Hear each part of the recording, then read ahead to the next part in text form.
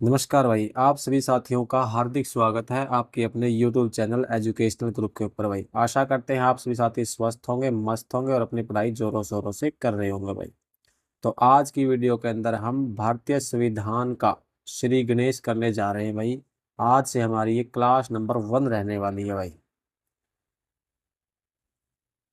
आज की इस क्लास के अंदर हम भारतीय संविधान को शुरू करेंगे। भाई 30 से 35 क्लास के अंदर हम भारतीय संविधान को कंप्लीट करने की कोशिश करेंगे। भाई अगर आप साथी शुरू से लेकर अंत तक हमारे साथ बने रहते हैं तो हम आपको आश्वासन दिलाते हैं कि भाई भारतीय संविधान से आने वाला आपके गवर्नमेंट एग्जाम में प्रश्न एक भी आपका गलत नहीं होगा। अगर आप ध्यान से और शुरू से लेकर अंत तक सभी क्लास को लगाते हैं तो आपका एक भी प्रश्न गलत नहीं होगा। भाई तो आज की हमारी पहली क्लास को हम शुरू करते हैं। भाई चलिए शुरू करते हैं। भाई तो आज की वीडियो के अंदर हम क्या जानेंगे, संविधान का विकास क्रम मतलब क्या, संविधान बनना किस प्रकार शुरुआत हुई थी संविधान बनने की उसके बारे में जानेंगे और संविधान की अनुसूचियों के बारे में जानेंगे। भाई तो आज की वीडियो का हमारा ये टॉपिक रहने वाला है संविधान का विकास क्रम और संविधान की अनुसूचियां।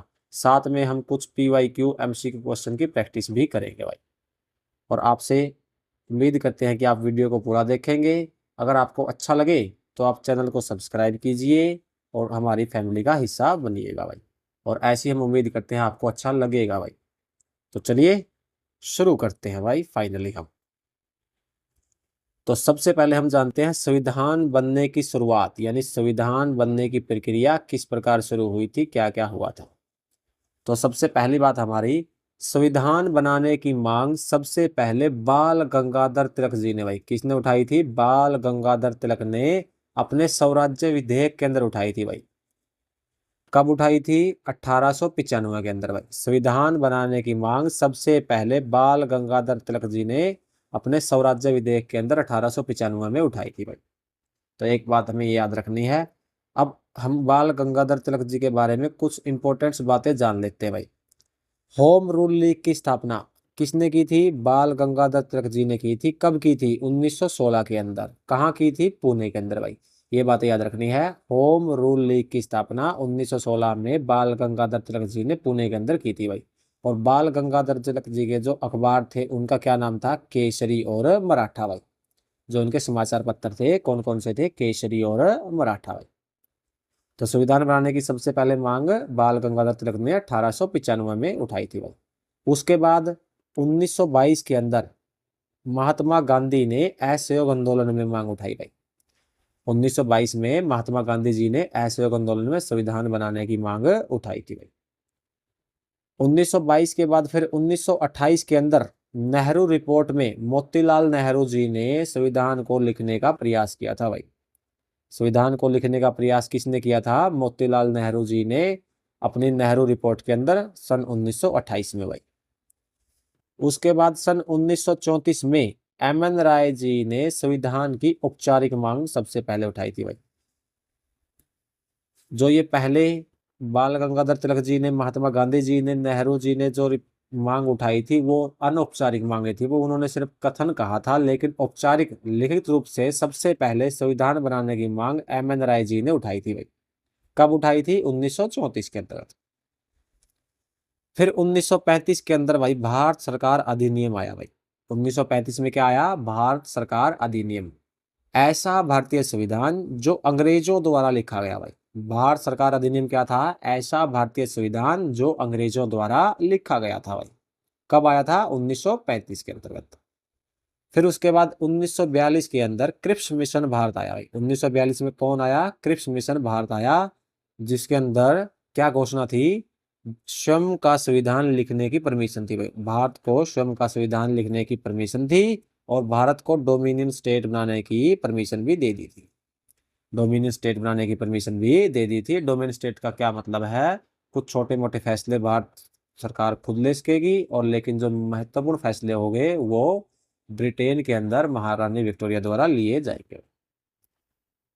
जो क्रिप्स मिशन भारत आया था उसको महात्मा गांधी और पंडित जवाहरलाल नेहरू जी ने क्या कहा, पोस्ट डेटेड चेक कहा। भाई इसको क्या कहा, post dated cheque. Cripps mission को महात्मा गांधी और पंडित जवाहरलाल नेहरू जी ने क्या कहा था? पोस्ट डेटेड चेक कहा था भाई। ऐसा चेक जिसकी अवधि समाप्त हो चुकी है भाई। फिर उसके बाद 1946 के अंदर भाई कैबिनेट मिशन भारत आया। 1946 में कैबिनेट मिशन भारत आया भाई, जिसके सदस्य कौन कौन थे? स्टेफर्ड क्रिप्स थे भाई, एवी अलेक्जेंडर थे और पैथिक लॉरेंस थे भाई। क्रिप्स मिशन 1942 के अंदर भारत में आया था। फिर 1946 में कैबिनेट मिशन भारत आया था भाई, जिसके सदस्य कौन कौन थे? स्टेफर्ड क्रिप्स, एवी अलेक्जेंडर और पैथिक लॉरेंस भाई। इन्होंने क्या किया? इन्होंने भारतीयों को संविधान लिखने की सलाह दी भाई। भारतवासियों को क्या की? संविधान लिखने की यानी संविधान बनाने की सलाह दी भाई। फिर इनकी सलाह के बाद क्या हुआ? संविधान सभा का गठन हुआ भाई। कैबिनेट मिशन की सलाह के बाद संविधान सभा का गठन हुआ, जिसके कुल सदस्य कितने थे? 389 भाई। संविधान सभा में कुल सदस्य कितने थे? 389। जो 296 थे वो ब्रिटिश प्रांतों से थे भाई, और 93 देशीय रियासतें थी। 296 में से कितनी? 15 महिलाएं थी। जो 296 थे यहाँ पर क्या हुआ था? इलेक्शंस हुए थे यानी वोटिंग हुई थी। और जो 93 देशी रियासतों के सदस्य थे वो राजाओं द्वारा मनोनीत किए गए थे भाई। 296 में से 4 क्या थे? कमिश्नरी प्रांत थे भाई। 296 में से 4 क्या थे? कमिश्नरी प्रांत थे, जिनको हम किससे याद रखेंगे? ए बी सी डी से याद रखेंगे। ए से अजमेर, बी से बलूचिस्तान, सी से कुरू और डी से दिल्ली। 296 में से 4 क्या थे? कश्मीरी प्रांत के सदस्य थे। जो 4 कश्मीरी प्रांत थे, सॉरी कश्मीरी नहीं भाई, कमिश्नरी प्रांत, ठीक है नहीं, जो जहां पर ब्रिटिश का जो ब्रिटेन का था, जो अंग्रेजों का था मेन मुखिया, मेन हेडक्वार्टर के अंदर जो बैठता था, उनको बोलते थे कमिश्नरी प्रांत वो। तो अजमेर था वो, बलूचिस्तान था, कुरू था और दिल्ली था भाई। जो 296 सीटों के ऊपर चुनाव हुआ था भाई, उसके अंदर से 208 सीटें किसने जीती थी? कांग्रेस ने जीती थी भाई। 208 सीटें किसने जीती थी? कांग्रेस ने। और 73 सीटें मुस्लिम लीग ने जीती थी भाई। जो मुस्लिम लीग थी उसने कितनी सीटें जीती थी? 73 सीटें। और 15 सीटें अन्य के द्वारा जीती गई थी भाई। किसके द्वारा? अन्य के द्वारा 15 सीटें जीती गई थी। जैसे ही चुनाव खत्म हुआ, 208 सीटें कांग्रेस ने और 73 सीटें मुस्लिम लीग ने, 15 सीटें अन्य ने जीती। तो मुस्लिम लीग ने क्या देखा कि कांग्रेस के पास ज्यादा सीटें चली गई है, तो मुस्लिम लीग ने इसका क्या किया? चुनाव के बाद संविधान का बहिष्कार कर दिया। मुस्लिम लीग ने क्या किया? चुनाव के बाद संविधान सभा का बहिष्कार कर दिया था। तो यहां से हमारा मेन टॉपिक स्टार्ट होता है। क्या संविधान की सबसे पहली बैठक, संविधान की सबसे पहली बैठक कब हुई थी भाई? 9 दिसंबर 1946 को। कहां पर हुई थी? कौंसिल चैम्बर पुस्तकालय के अंदर हुई थी, जो नई दिल्ली के अंदर पड़ता है भाई। तो संविधान सभा की पहली बैठक कब हुई? 9 दिसंबर 1946 को। कहां पर हुई थी? कौंसिल चैम्बर के अंदर। कहां पर? नई दिल्ली के अंदर भाई। जहां डॉक्टर सच्चिदानंद सिन्हा जी को क्या बनाया गया? अस्थायी अध्यक्ष बनाया गया था भाई। कुल 207 सदस्यों ने हिस्सा लिया था भाई। जो पहली बैठक के अंदर कितने सदस्यों ने हिस्सा लिया था? 207 सदस्यों ने हिस्सा लिया था। किसने विरोध किया था? मुस्लिम लीग ने संविधान सभा का विरोध किया था। फिर संविधान सभा की दूसरी बैठक 11 दिसंबर 1946 को हुई थी भाई। दूसरी बैठक कब हुई थी? 11 दिसंबर 1946 को, जहां पर डॉक्टर राजेंद्र प्रसाद को स्थायी अध्यक्ष के रूप में चुना गया था भाई। पहली बैठक 9 दिसंबर 1946 को, जहां पर डॉक्टर सच्चिदानंद सिन्हा अस्थायी अध्यक्ष थे। अगले दिन वो पड़ गए बीमार। फिर 11 दिसंबर 1946 को दूसरी बैठक हुई, जहां पर डॉक्टर राजेंद्र प्रसाद को स्थायी अध्यक्ष चुना गया। अब ये डर था कहीं डॉक्टर राजेंद्र प्रसाद भी बीमार न पड़ जाए या कुछ और समस्याएं न आ जाए, तो फिर उसके बाद वहां पर उपाध्यक्ष भी चुने गए। उपाध्यक्ष कौन कौन थे? एच.सी. मुखर्जी और बी.टी. कृष्णाचारी, ये उपाध्यक्ष थे। अगर डॉक्टर राजेंद्र प्रसाद किसी कारणवश नहीं आ पाते तो फिर ये अध्यक्ष बन जाते।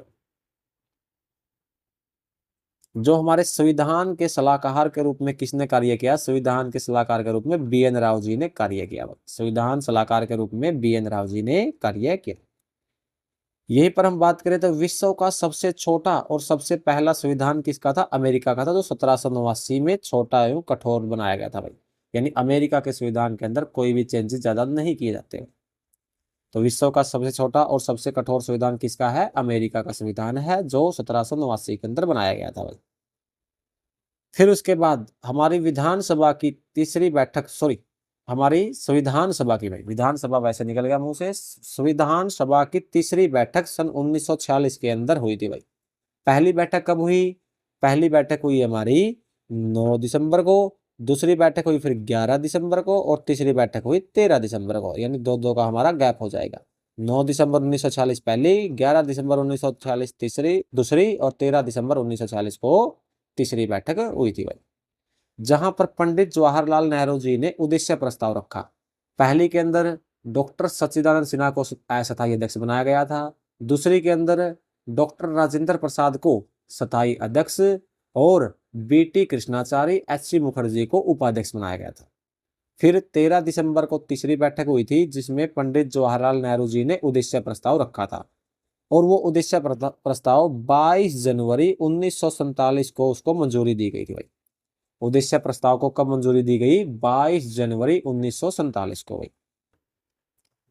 बी.एन. राव जो संविधान सलाहकार के रूप में कार्य कर रहे थे, उन्होंने संविधान के प्रारूप को तैयार किया भाई। तो संविधान के प्रारूप को किसने तैयार किया था? बी.एन. राव जी ने किया था तैयार, जो संविधान सलाहकार के रूप में कार्य कर रहे थे भाई। प्रारूप समिति का गठन कब हुआ? 29 अगस्त 1947 को भाई। प्रारूप समिति का गठन कब हुआ? 29 अगस्त 1947 को प्रारूप समिति का गठन किया गया। जो प्रारूप समिति थी उसके अध्यक्ष कौन बनाए गए? डॉक्टर भीमराव अंबेडकर बनाए गए। प्रारूप समिति के अध्यक्ष कौन बनाए गए? डॉक्टर भीमराव अंबेडकर को प्रारूप समिति का अध्यक्ष बनाया गया भाई। अब डॉक्टर भीमराव अंबेडकर को संविधान के पितामह के रूप में भी जाना जाता है, और आधुनिक भारत का मनु भी कहा जाता है भाई। डॉक्टर भीमराव अंबेडकर को संविधान का पितामह और आधुनिक भारत का मनु भी कहा जाता है भाई। अब हमारी जो प्रारूप समिति का गठन हुआ था, कब हुआ था? 29 अगस्त 1947 को हुआ था, और 29 अगस्त को हम खेल दिवस के रूप में मनाते हैं भाई, जो मेजर ध्यानचंद जी की याद के अंदर। 29 अगस्त को हम खेल दिवस के रूप में मनाते हैं, जो मेजर ध्यानचंद जी की याद में। मेजर ध्यानचंद जी को हॉकी का जादूगर भी कहा जाता था। उनकी पुस्तक का क्या नाम है? गोल भाई। उनकी पुस्तक का क्या नाम है? गोल। अब 15 अगस्त 1947 को आजाद हो गया। आजाद होने के बाद भारत और पाकिस्तान दोनों का अलग अलग बंटवारा हो गया। आजादी के बाद भारत के हिस्से में 299 सीटें आई हुई। कितनी सीटें रह गई भारत के हिस्से में? 299, जिसके अंदर 229 तो ब्रिटिश प्रांत की थी भाई, और 70 देशी रियासतों की थी। आजादी से पहले कितनी थी? 389 थी। आजादी के बाद भारत के हिस्से में 289 सीटें रह गई, 299 सीटें रह गई, जिसमें 229 ब्रिटिश प्रांत की थी और 70 देशी रियासतों की थी भाई। जो हमारी प्रारूप समिति थी, जिसका गठन 29 अगस्त 1947 को हुआ था, उसके जो 7 सदस्य थे वो कौन कौन से सदस्य थे भाई? डॉक्टर भीम, के एम मुंशी, मोहम्मद शातुल्ला, गोपाल स्वामी, कृष्णा बंचारी, माधव राव, कृष्णा स्वामी, ये 7 सदस्य थे। अब ये 7 सदस्यों के नाम किस तरह याद रखेंगे? तो हमने यहाँ पे ट्रिक का यूज किया है। कृष्ण भगवान के नाम पर भाई, जैसे कृष्ण स्वामी हो गया, माधव राव हो गया, कृष्णा बंचारी हो गया, गोपाल स्वामी हो गया, और जो ये 3 सदस्यों के नाम है ये हम याद रखेंगे। डॉक्टर भीमराव तो अध्यक्ष ही हो गए। अब हमने क्या याद रखना? सिर्फ के एम मुंशी और मोहम्मद सातुल्ला को याद रखना भाई। बाकी तो ये हमारे भगवान कृष्ण के नाम पे सभी के नाम हो गए। तो प्रारूप समिति में कुल कितने सदस्य थे? 7 सदस्य थे भाई। 22 जुलाई 1947 को भाई संविधान सभा द्वारा राष्ट्रीय ध्वज चुना गया। तो राष्ट्रीय ध्वज कब चुना गया था? 22 जुलाई 1947 को भाई। किस रेशो में था? 3:2 के अंदर, मतलब 3:2 के अनुपात में था भाई। राष्ट्रीय ध्वज का डिजाइन किसने तैयार किया था भाई? पिंगली वेंकैया ने तैयार किया था। राष्ट्रीय ध्वज कब चुना गया था? 22 जुलाई 1947 को। डिजाइन किसने तैयार किया? पिंगली वेंकैया ने भाई। प्रारूप समिति ने अपनी पहली रिपोर्ट कब सौंपी भाई? 21 फरवरी 1948 को पहली रिपोर्ट सौंपी थी भाई। प्रारूप समिति ने अपनी पहली रिपोर्ट 21 फरवरी 1948 को सौंपी भाई। उसके बाद फिर दूसरी रिपोर्ट 26 अक्टूबर 1948 को दी भाई। उसके बाद फिर तीसरी रिपोर्ट, जो अंतिम और फाइनल रिपोर्ट थी, वो 14 नवंबर 1949 को सौंपी भाई। पहली रिपोर्ट 21 फरवरी 1948, दूसरी रिपोर्ट 26 अक्टूबर 1948, और तीसरी रिपोर्ट 14 नवंबर 1949 को सौंपी गई।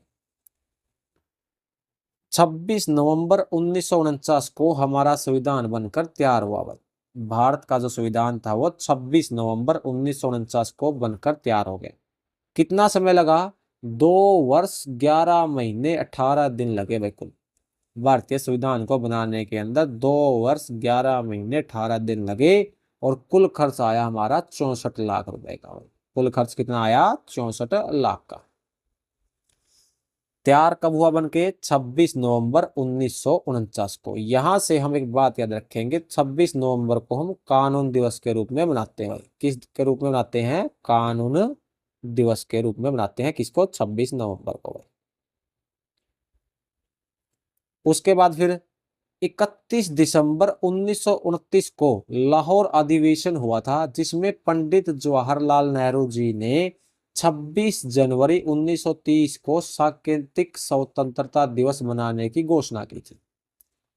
31 दिसंबर 1929 को कहाँ हुआ था? लाहौर अधिवेशन हुआ था, जिसमें किसने? पंडित जवाहरलाल नेहरू जी ने 26 जनवरी 1930 को सांकेतिक स्वतंत्रता दिवस मनाने की बात कही थी भाई वहां पर। तो इस वजह से क्या किया कि जो हमारा संविधान था वो 26 जनवरी 1950 को लागू हुआ भाई। कब लागू हुआ? 26 जनवरी 1950 को वो लागू हुआ था भाई। जो हमारी संविधान सभा की अंतिम बैठक थी वो कब हुई? 24 जनवरी 1950 को हुई भाई। संविधान सभा की अंतिम बैठक कब हुई? 24 जनवरी 1950 को, जिसके अंदर 3 चीजें चुनी गई भाई। कितनी? 3। कौन कौन सी? राष्ट्रपति पद चुना गया, जो डॉक्टर राजेंद्र प्रसाद को भारत का पहला राष्ट्रपति बनाया गया। राष्ट्रगान चुना गया, जन गण मन अधिनायक जो हमारा राष्ट्रगान है वो राष्ट्रगान को चुना गया था। राष्ट्रगीत चुना गया, वंदे मातरम जो हमारा राष्ट्रगीत है उसको राष्ट्रगीत के रूप में चुना गया। कब चुना गया था तीनों को? 24 जनवरी 1950 को। जो हमारा राष्ट्रगान जन गण मन है वो सबसे पहले पहली बार 1911 में कोलकाता अधिवेशन में गाया गया भाई। किसने लिखा इसको? रविंद्रनाथ टैगोर ने लिखा था भाई। किसने लिखा था? रविंद्रनाथ टैगोर जी ने लिखा था। जो हमारा राष्ट्रीय गीत है वंदे मातरम, वो पहली बार 1896 के अंदर कोलकाता अधिवेशन में गाया गया। कौन सी पुस्तक से? आनंद मठ से भाई। किसने लिखा? बंकिम चंद्र चट्टोपाध्याय ने भाई। किसने लिखा? बंकिम चंद्र चट्टोपाध्याय। अब यहां से हम एक बात नोट करेंगे, जो हमारा राष्ट्रगीत है और राष्ट्रगान है दोनों को किस अधिवेशन के अंदर गाया गया है? कलकत्ता अधिवेशन में। राष्ट्रगान को तो 1911 के अंदर और राष्ट्रगीत को 1896 के अंदर, जो कलकत्ता में अधिवेशन हुए थे उसके अंदर गाया गया था। तो इस तरह हमारा संविधान लागू हुआ था भाई 26 जनवरी 1950 को। उसके बाद हम देखेंगे अब संविधान के अंदर क्या अनुसूचियां भाई। संविधान के अंदर अनुसूचियां। जब मूल रूप से हमारा संविधान बनकर तैयार हुआ था 26 जनवरी 1950 को, जब हमारा संविधान लागू हुआ था, उस समय संविधान के अंदर 8 अनुसूचियां थी भाई। कितनी अनुसूचियां थी? 8 अनुसूचियां थी। लेकिन वर्तमान में भाई संविधान के अंदर 12 अनुसूचियां हैं। वर्तमान में संविधान में कितनी अनुसूचियां हैं? 12 अनुसूचियां, यानी 4 अनुसूचियों को और ऐड किया गया संविधान के अंदर, क्योंकि भारत का संविधान एकदम लचीला संविधान है, इसके अंदर संशोधन होते रहते हैं भाई। सबसे पहले पहली अनुसूची, अनुसूची नंबर 1 है जो भारत क्या है? राज्यों और केंद्र शासित प्रदेशों के बारे में जानकारी मिलती है हमें पहली अनुसूची से। भारत के जो राज्य है और भारत के जो केंद्र शासित प्रदेश है उनके बारे में जानकारी हमें अनुसूची नंबर 1 से मिलती है भाई। फिर अनुसूची नंबर 2 है जो, उसके अंदर क्या होता है? पदाधिकारियों के वेतन और भत्ते के बारे में जानकारी। 2 से हम इस तरह याद रखेंगे, 2 नंबर का पैसा, यानी 2 नंबर का पैसा, यानी 2 नंबर से पैसे का कुछ संबंध है, तो पैसे यानी पदाधिकारियों का वेतन और उनके भत्ते की जानकारी। अब बात करते हैं अनुसूची 3 के अंदर। अनुसूची 3 में जो पदाधिकारी है उनकी शपथ का भाई। पदाधिकारियों की शपथ का वर्णन किस में मिलता है? अनुसूची 3 के अंदर मिलता है। तो 3 यानी शपथ, शपथ कितने अक्षर की है? 3 शब्द की है शपथ। 3 शपथ, इसे याद रखेंगे हम, जो अनुसूची 3 के अंदर है शपथ का। अनुसूची 1 में राज्य और केंद्र शासित प्रदेशों के बारे में जानकारी। अनुसूची 2 नंबर का पैसा है, तो पदाधिकारियों के वेतन के बारे में जानकारी। 3 शपथ, 3 अक्षर का है, तो 3 यानी पदाधिकारियों की शपथ के बारे में जानकारी। फिर उसके बाद अनुसूची 4 में क्या होता है? राज्यसभा में सदस्यों का प्रतिनिधित्व, यानी राज्यसभा के अंदर सदस्यों का प्रतिनिधित्व का मतलब क्या है, 4 लोग मिलकर सभा का निर्माण करते हैं। तो राज्यसभा, देखिए हम ट्रिक बना रहे हैं साथ ही साथ, 4 लोग मिलकर सभा का निर्माण करते हैं, यानी अनुसूचित 4 में राज्यसभा के सदस्यों का प्रतिनिधित्व के बारे में जानकारी मिलती है। अनुसूचित 5 को हम याद रखें किससे, अनुसूचित जाति और जनजाति से। 5 को जाति और जनजाति से। और 6 हमारी विशेष रहने वाली है, क्यों, क्योंकि जो हमारी एसटी के बारे में जानकारी है, कौन कौन सी, एएमटीएम की, कौन कौन सी, एएमटीएम यानी असम, मेघालय, त्रिपुरा, मिजोरम की जो शेड्यूल्ड ट्राइब है उनके बारे में जानकारी है, अनुसूचित 6 के अंदर मिलती है। 7, अनुसूचित 7 में क्या है, 7 से शक्तियां, से 7, से शक्तियां यानी शक्तियों का विभाजन कौन सी अनुसूची के अंतर्गत आता है, अनुसूची 7 के अंतर्गत आता है। संघ सूची पर कौन कानून बनाती है, केंद्र सरकार बनाती है भाई। राज्य सूची पर कौन बनाती है, राज्य सरकार बनाती है। समवर्ती सूची पर दोनों सरकारें कानून बना सकती है, केंद्र सरकार और राज्य सरकार। अगर मान लेते हैं हम समवर्ती सूची के ऊपर केंद्र सरकार और राज्य सरकार दोनों के अंदर मतभेद हो जाता है, तो कौन सी सरकार का कानून मान्य होगा भाई, केंद्र सरकार का कानून मान्य होगा। फिर उसके बाद जो हमारी अनुसूची 8 है, अनुसूची 8 में हमें मानक भाषाओं के बारे में वर्णन मिलता है। अनुसूची 8 में किसका वर्णन मिलता है, मानक भाषाओं के बारे में। तो यहां पर हम याद रखेंगे 1967 के अंदर सिंधी भाषा, 1967 में कौन सी भाषा, सिंधी भाषा 21वें संविधान संशोधन के तहत ऐड की गई थी, जोड़ी गई थी भाई। 21वें संविधान संशोधन के तहत 1967 के अंदर सिंधी भाषा जोड़ी गई थी भाई। वहीं पर बात करें हम 1992 के अंदर नेपाली, मणिपुरी, कोंकणी, 1992 में कौन कौन सी, नेपाली, मणिपुरी, कोंकणी 71वें संविधान संशोधन द्वारा ऐड किया गया भाई। कौन से संविधान संशोधन द्वारा, 71वें संविधान संशोधन द्वारा इनको जोड़ा गया था। ट्रिक किस प्रकार याद रखेंगे, नमक, नमक न से नेपाली, मैं से मणिपुरी, कै से कोंकणी हमारी। फिर बात करें 2003 के अंदर बोडो, डोगरी, मैथिली और संथाली भाषाओं को ऐड किया गया 92वें संविधान संशोधन द्वारा। ट्रिक में याद रखेंगे BDMS, क्या होगा, बी से बोडो, डी से डोगरी, एम से मैथिली और एस से संथाली, जो हमारी भाषाएं उनको ऐड किया। 1967 में सिंधी को 21वें संविधान संशोधन द्वारा, 1992 में नेपाली, मणिपुरी, कोंकणी को 71वें संविधान संशोधन द्वारा, फिर 2003 में बोडो, डोगरी, मैथिली और संथाली को 92वें संविधान संशोधन द्वारा जोड़ा गया भाई। इस तरह हम नेपाली, मणिपुरी, कोंकणी को नमक से याद रखेंगे और BDMS से बोडो, डोगरी, मैथिली और संथाली को याद रखेंगे। वहीं पर हम बात करते हैं अनुसूची 9 के अंतर्गत। अनुसूची 9 के अंतर्गत क्या आता है, भूमि सुधार से संबंधित है भाई। किससे संबंधित है, भूमि सुधार से संबंधित है। इसको कब जोड़ा गया, 1951 में जो पहला संविधान संशोधन हुआ उसके तहत अनुसूची 9 को जोड़ा गया था भाई। फिर बात करते हैं अनुसूचित 10 की। अनुसूचित 10 के अंतर्गत क्या आता है, दल बदल पर रोक भाई। अनुसूचित 10 को कब जोड़ा गया था, 1985 में जब 52वां संविधान संशोधन हुआ था उसके तहत अनुसूचित 10 को जोड़ा गया, जो दल बदल पर रोक होती है। उस समय प्रधानमंत्री कौन थे, राजीव गांधी जी थे। इनके कहने पर इनको जोड़ा गया था, क्यों, क्योंकि उस समय क्या करते थे, नेता जीतकर पार्टी एक दूसरे को एक्सचेंज कर लेते थे भाई, इसलिए अनुसूचित 10 में क्या किया गया, जीत के बाद दल बदल पर क्या थी, रोक थी भाई। फिर उसके बाद अनुसूची 11 को, जो कि किससे संबंधित है, पंचायती राज से संबंधित है। 1992 में 73वें संविधान संशोधन द्वारा फिर 1993 में इसको जोड़ा गया था। जो 1992 में 73वां संविधान संशोधन हुआ था उसके तहत अनुसूची 11 को 1993 के अंदर जोड़ा गया। 24 अप्रैल को हम पंचायती राज दिवस के रूप में मनाते हैं भाई। 24 अप्रैल को पंचायती राज दिवस के रूप में मनाते हैं।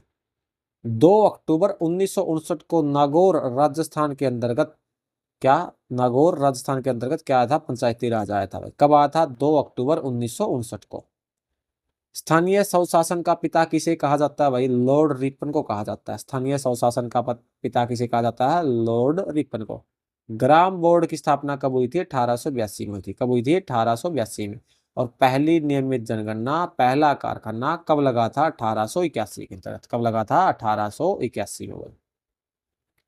वहीं पर बात करें 12वीं अनुसूची की, जो शहरी स्वशासन से संबंधित है, उसको 74वें संविधान संशोधन द्वारा जोड़ा गया था भाई। किसके द्वारा जोड़ा गया था, 74वें संविधान संशोधन द्वारा जोड़ा गया था। तो इस तरह ये हमारी 12 अनुसूची थी भाई। तो चलिए अब हम कुछ MCQ क्वेश्चंस की तरफ देखते हैं और जानते हैं हमें कुछ इस क्लास के अंदर सीखने को मिला था भाई।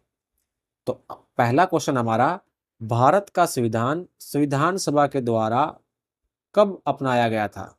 तो हमारा राइट आंसर हो जाएगा 26 जनवरी 1949 को। संविधान सभा ने भारतीय संविधान को कब तैयार कर दिया था? 26 नवंबर 1949 को। कब तैयार कर दिया था? 26 नवंबर 1949 को। लागू कब हुआ था? 26 जनवरी 1950 को। लागू कब हुआ था? 26 जनवरी 1950 को लागू हुआ था। 26 जनवरी 1950 को ही लागू करने का क्या कारण था? क्योंकि पंडित जवाहरलाल नेहरू जी ने क्या कर दिया था? 1929 में लाहौर अधिवेशन के अंदर क्या कर दिया था? रावी नदी के किनारे घोषणा कर दी थी भाई कि 26 जनवरी 1930 को हम सांकेतिक स्वतंत्रता दिवस के रूप में मनाएंगे, इसलिए 26 जनवरी 1950 को हम संविधान को लागू करेंगे। बस यही है उनका मेन कारण था। और 26 नवंबर को क्या मनाया जाता है? कानून दिवस के रूप में मनाया जाता है। क्यों? क्योंकि इस दिन हमारा संविधान बनकर तैयार हो गया था। उसके बाद अगला प्रश्न हमारा, खालिस्तान को संविधान सभा का उपाध्यक्ष चुना गया था, यानी संविधान सभा का उपाध्यक्ष किसको चुना गया था? एच.सी. मुखर्जी को चुना गया था भाई। किसको चुना गया था? एच.सी. मुखर्जी को। और डॉक्टर राजेंद्र प्रसाद को संविधान सभा का अध्यक्ष चुना गया था।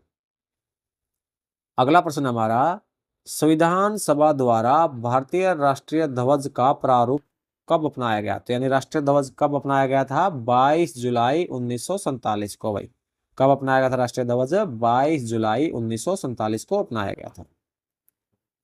उसके बाद फिर भारत की संविधान सभा का संघ शक्ति समिति के अध्यक्ष कौन थे? यानी संविधान सभा में संघ शक्ति समिति के अध्यक्ष कौन थे भाई? तो संघ शक्ति समिति के अध्यक्ष हमारे पंडित जवाहरलाल नेहरू थे भाई। कौन थे? पंडित जवाहरलाल नेहरू थे भाई। उसके बाद हमारा अगला प्रश्न बनता है, भारतीय संविधान प्रारूप समिति का अध्यक्ष कौन था? तो प्रारूप समिति के हमारे अध्यक्ष थे doctor B.R. Ambedkar. Doctor Bhimrao Ambedkar हमारे प्रारूप समिति के अध्यक्ष थे। प्रारूप समिति कब गठित हुई थी भाई? 29 अगस्त 1947 को हुई थी। कब हुई थी? 29 अगस्त को। और क्या करते हैं? खेल दिवस के रूप में मनाते हैं। क्यों? क्योंकि मेजर ध्यानचंद जी की याद में, और उनकी पुस्तक का नाम क्या था? गोल था। उन्हें क्या कहा जाता था? हॉकी का जादूगर कहा जाता था भाई। उसके बाद बात करें हम, भारतीय संविधान का कौन सा भाग राज्य के नीति निर्देशक सिद्धांतों के बारे में बताता है? तो संविधान का भाग नंबर 4 भाई। कौन सा भाग है? संविधान का भाग नंबर 4 राज्य के नीति निर्देशक तत्वों के बारे में बताता है। उसके बाद बात करें, समवर्ती सूची के अंतर्गत निम्न में से कौन सा विषय है? समवर्ती सूची के अंतर्गत कौन सा विषय आता है? तो ट्रेड यूनियन आता है भाई। कौन सा विषय आता है? ट्रेड यूनियन आता है। अगला प्रश्न हमारा, भारत के संविधान की 8वीं अनुसूची में निम्न में से कौन सी भाषा को मान्यता नहीं है? क्योंकि संविधान की जो 8वीं अनुसूची है उसके अंदर मानक भाषाओं का वर्णन मिलता है। तो कौन सी भाषा को मान्यता नहीं है? अंग्रेजी भाषा को। कौन सी भाषा को संविधान में मान्यता नहीं है? अंग्रेजी भाषा को मान्यता नहीं है। उसके बाद अगला प्रश्न हमारा, निम्नलिखित में से किसे राज्य के नीति निर्देशक तत्वों की सूची में शामिल नहीं किया गया? तो नीति निर्देशक तत्वों की सूची में किसे शामिल नहीं किया गया है? धार्मिक अधिकारों को भाई। धार्मिक अधिकार नीति निर्देशक तत्वों की सूची में शामिल नहीं है भाई। तो उसके बाद हमारा, निम्नलिखित में से किस विषय पर केंद्रीय और राज्य सरकार दोनों कानून बना सकती है? तो राइट आंसर हो जाएगा समवर्ती सूची पर। केंद्र और राज्य सरकार दोनों कानून समवर्ती सूची पर बना सकती है, जो कि अनुसूची नंबर 7 के अंतर्गत आता है। अगर दोनों में डिस्प्यूट हो जाता है तो कानून केंद्र सरकार का मान्य होगा। तो दोस्तों, आज की वीडियो के अंदर इतना ही। आशा करते हैं आपको ये वीडियो पसंद आई होगी। मिलते हैं आपसे नेक्स्ट वीडियो में।